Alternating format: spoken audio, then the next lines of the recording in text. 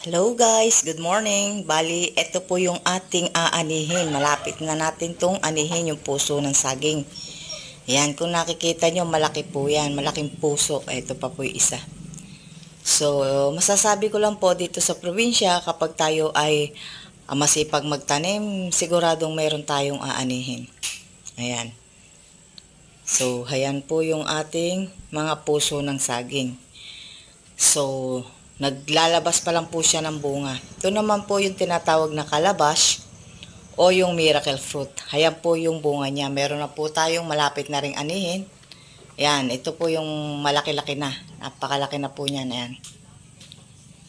Kakatuwa po siya, makintab na makintab. Talagang marami pong benepisyo sa atin yan.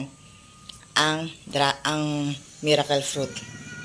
Ito naman po yung source of o yung guyabano. Meron na rin po tayong malapit anihin. Bye-bye!